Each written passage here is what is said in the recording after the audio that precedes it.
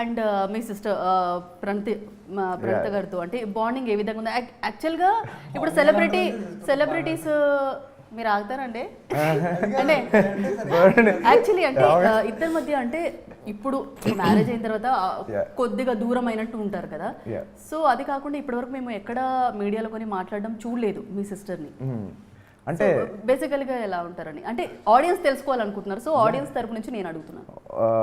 మామూలుగా అక్క తమ్ముళ్ళు ఎలా ఉంటారండి మామూలుగా, we have that crazy bond. So నువ్వు నమ్మకయ్యా మాడతావు కదా ఇక్కడ.